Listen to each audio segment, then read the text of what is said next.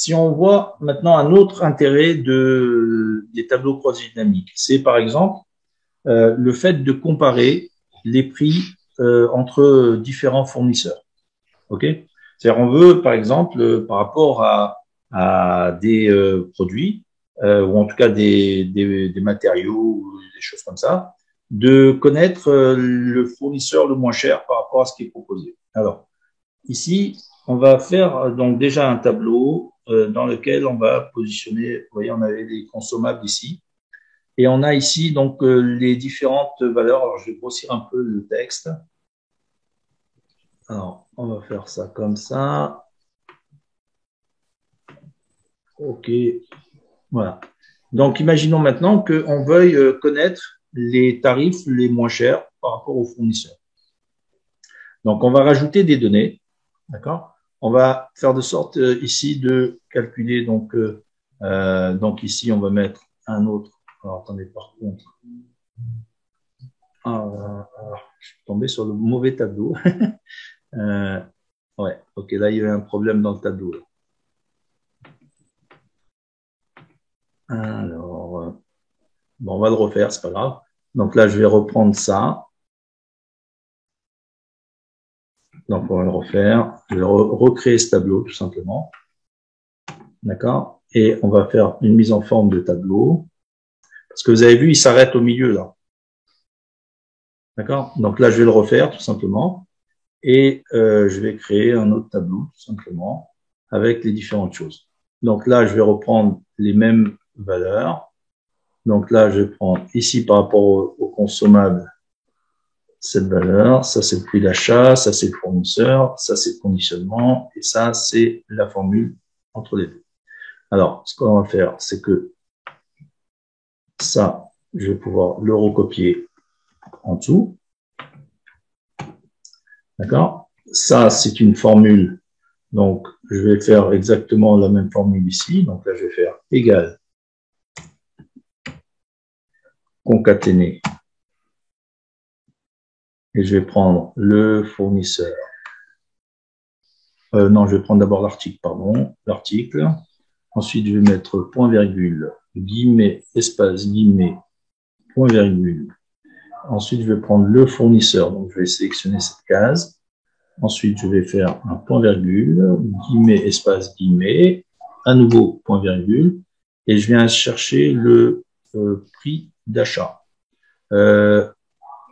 Alors, ce qu'on va faire, on va prendre plutôt le prix au kilo, plutôt. C'est-à-dire qu'on va sélectionner le prix au kilo. Vous allez voir pourquoi. Et à partir de là, on va faire de sorte d'avoir le symbole euro. Donc, on va mettre guillemets, espace, le symbole euro, et on met guillemets et on ferme la parenthèse. D'accord? Ça fait que là, maintenant, quand on va remplir ces données au niveau de ce tableau, ben à gauche, il vient se mettre l'ensemble des éléments qui sont en rapport avec ce qu'on veut obtenir du point de vue de la référence. OK?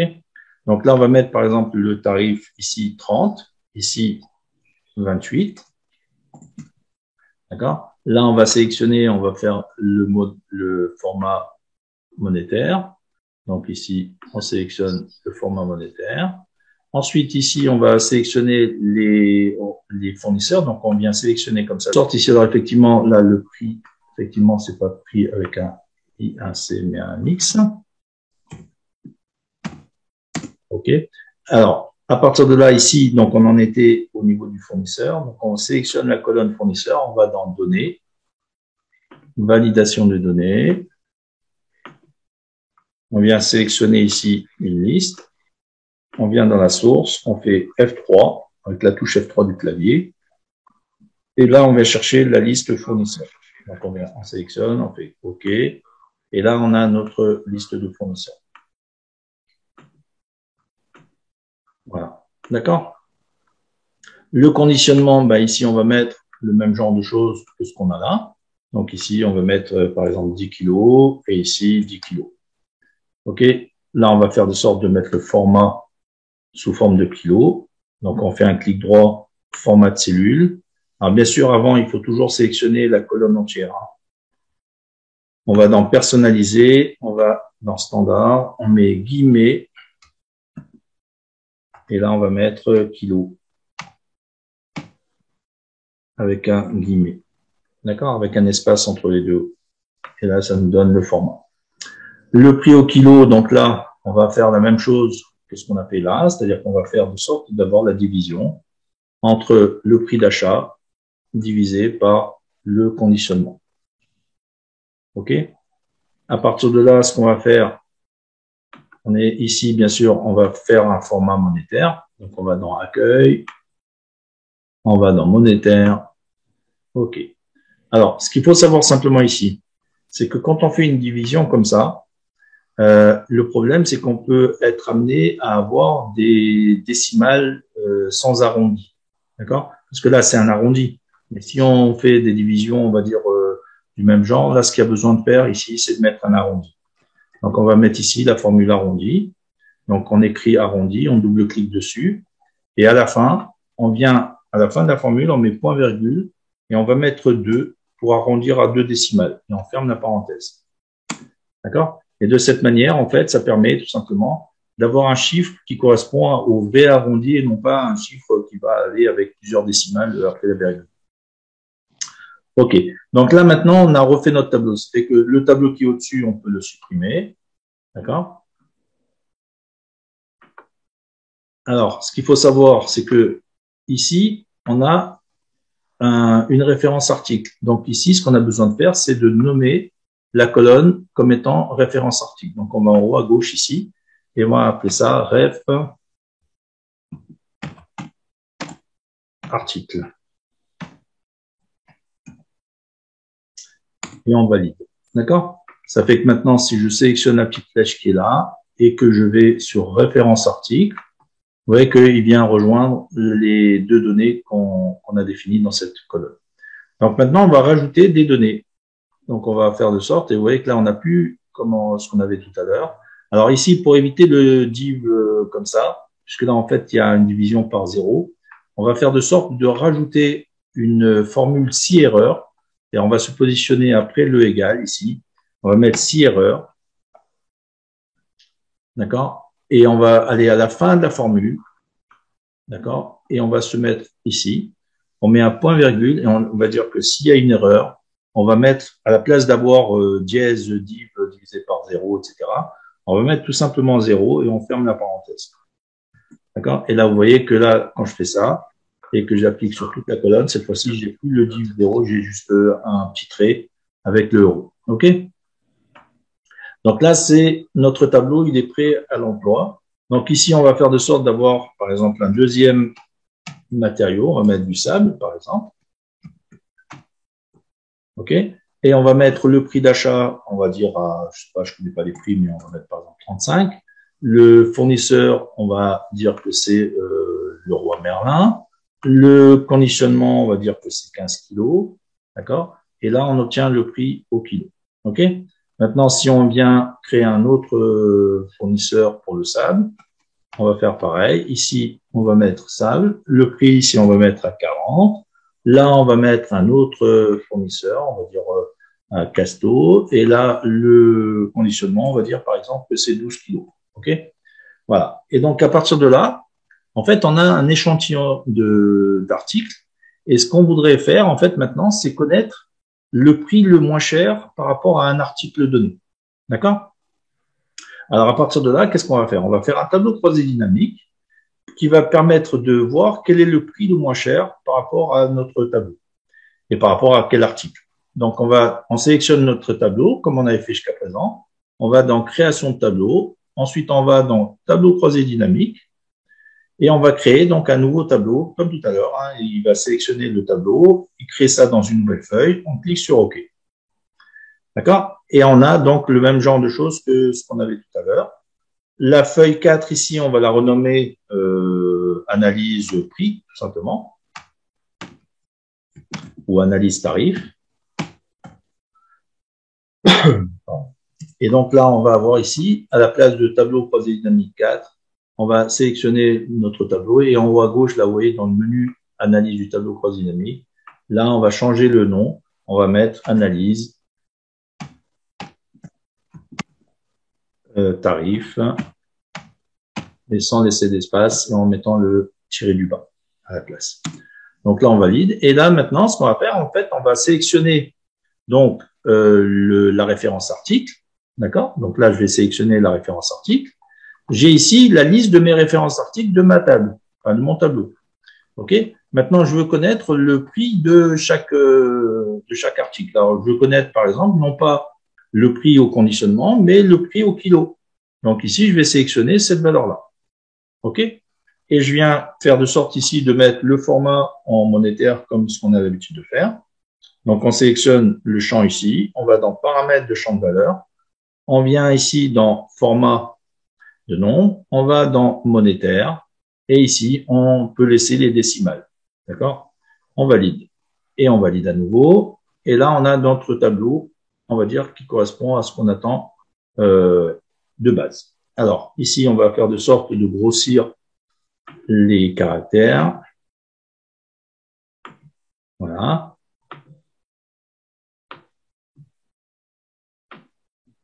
Et là, au lieu de mettre somme de prix au kilo, on va mettre tarif. Tout simplement, on va mettre tarif kilo. D'accord? On va faire de sorte de le centrer. On sélectionne les icônes qui sont là. Et là, à la place de l'étiquette de ligne, on va mettre tout simplement article.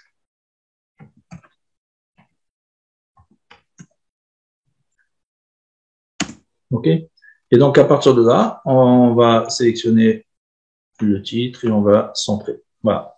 Alors, ça fait que maintenant, ce qu'on voudrait avoir ici, alors, bien sûr, là, le total n'a pas d'intérêt en soi. D'accord? Donc, on n'a pas besoin, on va dire, du total. Ce qu'on va faire, c'est qu'on va enlever le fait d'avoir la somme. Mais par contre, ce qu'on a besoin d'avoir ici, en fait, au lieu d'avoir le total, moi, ce que j'aimerais voir, c'est le minimum. C'est-à-dire que j'aimerais en bas voir le tarif le plus bas de la liste des tarifs qui sont dans ma colonne. Et donc, je vais cliquer ici sur minimum. D'accord? Et je clique sur OK. Là, vous voyez maintenant que j'ai 2,33, ce qui correspond au prix minimum de la colonne. D'accord? Sauf que là, en soi, ça ne veut pas dire grand-chose parce que j'ai plusieurs produits. OK? Et c'est pas ça qui m'intéresse. Moi, ce qui m'intéresse, c'est de voir le prix le plus bas par rapport à un même produit et voir les différents fournisseurs qui sont en rapport. OK? Donc, à partir de là, ce que je vais faire, c'est que je vais insérer des segments. Alors, je viens dans mon tableau, je viens dans analyse du tableau croisé dynamique ici. Je viens dans insérer un segment. Et là, je vais sélectionner donc le consommable, c'est-à-dire ce qui m'intéresse de savoir. Donc, je vais cliquer sur consommable. D'accord? C'est un premier segment. Donc là, qu'est-ce que j'ai? En fait, j'ai les deux éléments qui sont en rapport avec ce que j'ai mis dans mon tableau de base. Donc maintenant, si je clique sur ciment, j'ai ici les deux valeurs qui sont en rapport avec les prix du ciment. D'accord? Mais je vois aussi maintenant, cette fois-ci, que j'ai 2,80 ici, qui est bien le prix le plus bas entre les deux valeurs. OK? Alors maintenant, qu'est-ce qui va m'intéresser? En fait, c'est d'isoler parce que le problème, c'est quoi? C'est que ici, je n'ai que deux lignes. Mais il peut arriver que dans un tableau, j'ai 10, 20, 30, 50 lignes. D'accord?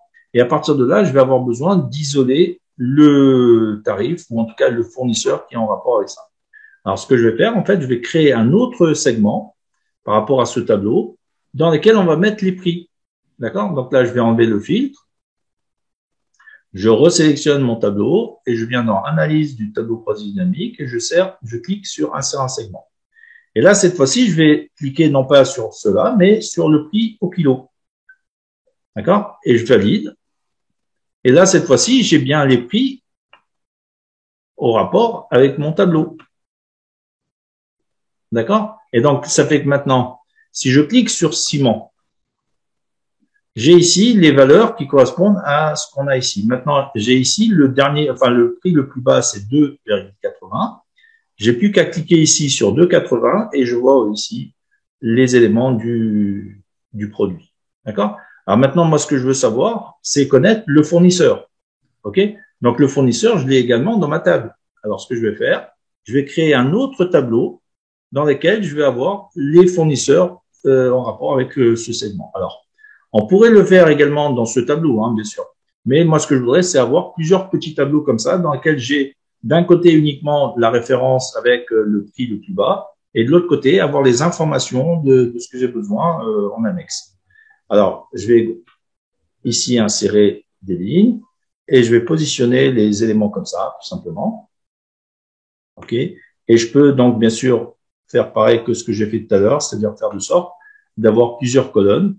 Donc, je sélectionne le segment, je viens dans le menu segment ici et j'augmente le nombre de colonnes. D'accord? Et je peux comme ça diminuer la hauteur de mon segment. OK? Et à partir de là, donc, je vais pouvoir maintenant, alors si j'enlève les filtres, d'accord? Donc, je clique sur les entonnoirs rouges. Et à partir de là, je veux créer donc un autre tableau qui va me permettre de voir le fournisseur. Alors, tout à l'heure, je vous ai montré le fait d'aller créer un tableau croisé dynamique à partir d'un tableau de base. C'est-à-dire à partir d'un tableau comme ça. Vous avez vu on peut créer plusieurs tableaux. Donc maintenant, la question, c'est que, étant donné qu'on est parti de ce tableau pour créer le tableau qui est là, on peut faire un copier-coller de ce tableau et changer les colonnes du nouveau tableau. Alors regardez, je vais prendre ce tableau, je vais sélectionner ce tableau tout entier, d'accord? Je vais faire un clic droit copier et je me positionne directement dans une autre colonne, dans un autre endroit, et je fais clic droit coller. D'accord? Là, pour l'instant, j'ai le tableau à l'identique. OK? Donc là, si j'élargis les colonnes, j'ai le tableau exactement à l'identique. D'accord? Sauf que celui-là, il porte un autre nom. Donc, si je viens dans Analyse, vous voyez que là, j'ai tableau croisé dynamique 5. Celui-là, il a comme nom celui que je lui ai donné tout à l'heure. Il a Analyse tarif. OK? Donc maintenant, avec ce tableau que je viens de recopier, là, je vais pas le laisser comme ça. Je vais le renommer. Donc, je viens dans le tableau. Je renomme ici le nom. Et cette fois-ci, je vais mettre fournisseur, tout simplement. Je vais dire ça comme ça, fournisseur, avec un tiret, prix plus bas, tarif, on va dire tarif intéressant. Voilà, tout simplement.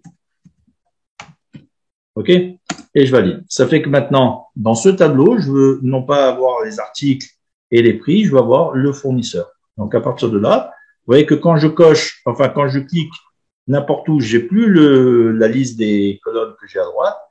Là, je vais faire échappe pour enlever la surbrillance. Voilà. Quand je clique sur ce tableau, j'ai les éléments qui sont en rapport avec ce tableau. Et maintenant, quand je clique dans ce tableau, j'ai les éléments qui sont en rapport avec ce tableau. Ça fait que maintenant, je peux enlever les éléments, vous voyez, en décochant ici, je vais enlever les éléments qui correspondent à ce que j'ai pas besoin d'avoir. Et là, maintenant, j'ai un tableau vide. Et dans ce tableau vide, je vais mettre ce que j'ai besoin d'avoir par rapport à ce que je veux analyser. Et là, je veux avoir, par exemple, le fournisseur, d'accord? Et je veux avoir, cette fois-ci, le conditionnement, d'accord? Avec le prix d'achat. Pardon. D'accord? Donc ici, je vais avoir maintenant tout simplement à mettre le format comme il faut. Donc ici, je vais plus mettre article puisqu'il ne s'agit pas d'article, mais de fournisseur. Donc là, je vais enlever, je vais mettre un espace parce qu'il ne faut pas mettre le même nom que le nom de la colonne qu'on a ici. D'accord? Donc ici, on va mettre fournisseur. D'accord? Et on va mettre un espace. Comme ça change par rapport à ce que j'ai au niveau du nom ici. Sinon, il fait une erreur. Ensuite, ici, on va pas mettre somme de conditionnement, on va mettre tout simplement conditionnement. On va enlever ça et on va mettre un espace devant. OK? Ensuite, ici, on ne veut pas avoir somme de prix d'achat, on veut avoir tout simplement prix achat. Prix achat. Voilà. Et on valide. Alors, bien sûr, c'est hors taxe, hein. D'accord? Mais on va mettre un espace pour différencier du titre qu'on a sur le titre de colonne. Là, on va faire de sorte d'avoir le format monétaire. Donc ici, on vient sélectionner la colonne prix d'achat. On vient dans paramètres de champ de valeur. On vient dans format de nombre et on vient dans monétaire. Et on valide avec 2 décimales. D'accord? Maintenant, le conditionnement, ici, c'est des kilos. Donc là, je vais refaire le même format. Donc, je viens sélectionner le champ conditionnement. Je viens dans paramètres des champs de valeur. Et là, je viens dans format de nombre. Je viens dans personnaliser. Je viens dans standard ici. Et je mets guillemets. espace kilo.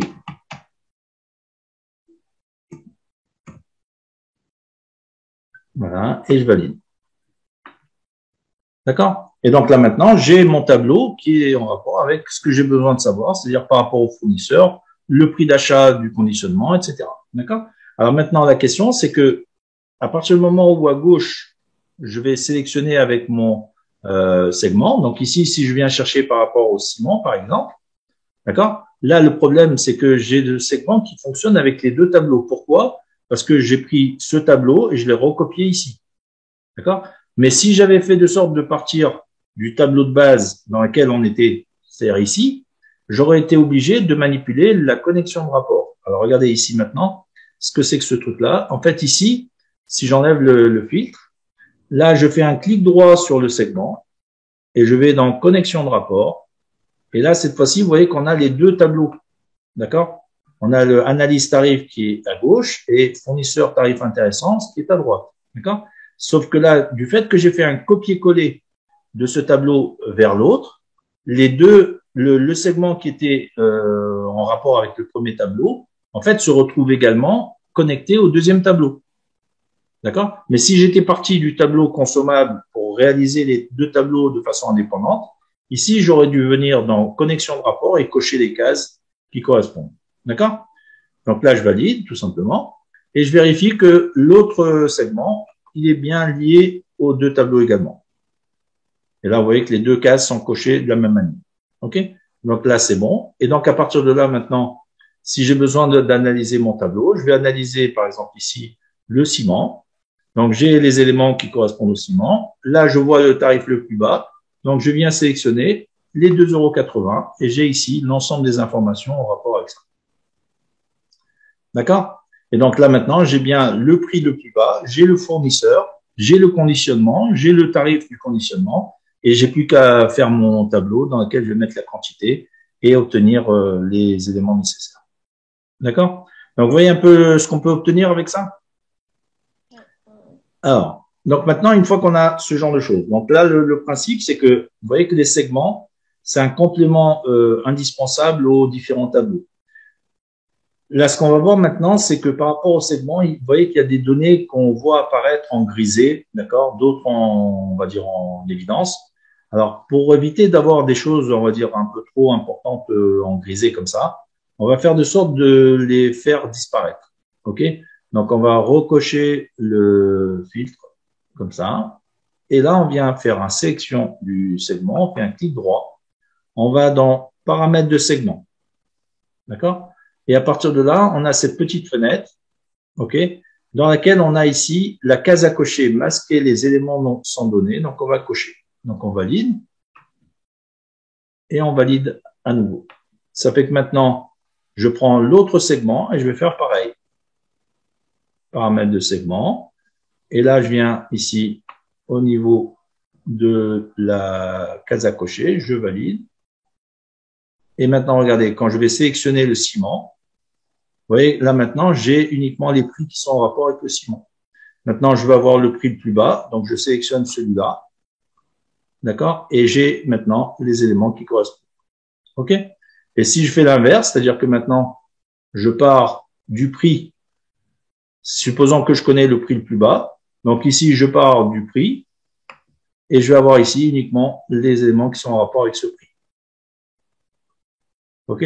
Donc là, c'est un autre élément qui permet d'avoir un peu une analyse plus précise des choses. Voilà, donc là, à partir de là, ça nous permet de bien comprendre déjà comment on peut, à partir d'un tableau, comment récupérer les informations pour obtenir les tarifs les plus bas par rapport à un ensemble de tarifs. OK?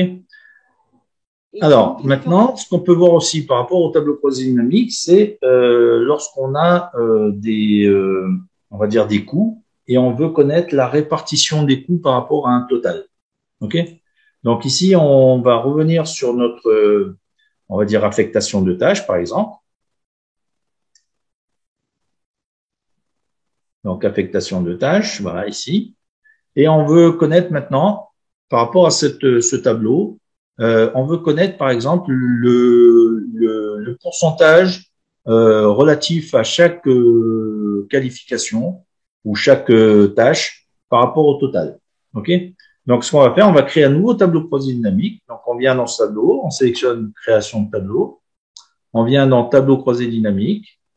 Et à partir de là, on va créer un nouveau tableau. D'accord?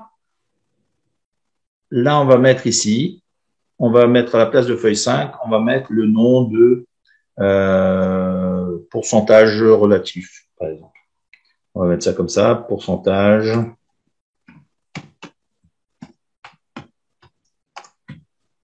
relatif. OK. Alors, maintenant, ce qu'on va faire ici, c'est que là, déjà, on va apprendre à renommer les tableaux au fur et à mesure. Donc, on vient se positionner là. On vient dans analyse du tableau croisé dynamique. À la place de tableau croisé dynamique 6, on va mettre notre, on va dire, ce qu'on veut obtenir. Donc, on va dire pourcentage avec un tiré du bas relatif. Voilà, on valide. Et à partir de là, donc, ce qu'on veut obtenir ici maintenant, c'est les coûts des différentes tâches et avoir le total relatif. Alors, regardez, donc on va sélectionner, on va dire les tâches. Donc, le produit déjà, hein, puisqu'on a besoin de faire ça par rapport au produit. On va mettre ici les tâches et on va mettre le coût de chaque tâche. D'accord? Alors, bien sûr, il faut faire de sorte de formater les valeurs. Donc là, on vient dans le champ ici, paramètres de champ de valeur. On vient dans format de nombre et on vient dans format de monétaire. Et là, on va enlever les décimales, tout simplement. On valide et on valide. Voilà. Et donc là, on a les coûts en rapport avec chaque tâche et chaque produit. Ce qu'on va faire ici maintenant, c'est faire de sorte d'avoir un segment par rapport au produit, de façon à calculer, ou en tout cas analyser les choses en rapport avec un seul produit. Donc, je viens ici mettre un peu de place. On sélectionne notre tableau. On vient dans analyse du tableau croisé dynamique et on vient dans insérer un segment. À partir de là, on va chercher le produit. Donc, on va faire un filtre sur les produits. On valide. Voilà. Et ce segment, on va le positionner au-dessus du tableau. Comme ça. Et là, on peut sélectionner donc notre produit et on va avoir comme ça uniquement les éléments en rapport avec le produit. OK? Alors maintenant, la question, c'est que ce qu'on voudrait, c'est non plus avoir les données, on va dire, sous forme monétaire, mais également d'avoir plutôt le pourcentage on va dire, en rapport avec le total. OK? Donc ici, ce qu'on va faire, on va faire de sorte de faire un clic droit sur la colonne. On va dans afficher les valeurs et là, on vient dans pourcentage du total général. D'accord? Et là, à partir de là, on a l'ensemble des pourcentages en rapport avec le total. OK? Donc là, si je grossis le tableau, voilà. Et là, on a bien ce genre de calcul qui se fait également comme ça. D'accord? Et donc là, je vais dire que ici, je vais mettre pourcentage plutôt, pourcentage relatif. D'accord? Et je valide. Et donc ici, maintenant, j'ai des éléments qui sont en rapport avec ça. Et là, je vais mettre donc un produit avec un espace. Là, je vais mettre un affichage sous forme tabulaire. Donc là, je viens dans création, disposition du rapport, afficher sous forme tabulaire. Et là, je vais pouvoir en fait enlever, enfin rajouter éventuellement les lignes. Soit on peut le laisser, soit on rajoute les lignes vides. Donc ici, on fait répéter tout simplement. OK? Et donc, vous voyez qu'on obtient comme ça le pourcentage en rapport avec les tâches par rapport à un produit donné. Donc maintenant, si je sélectionne l'autre produit, ben, je vais avoir ici les éléments en rapport avec le produit. OK?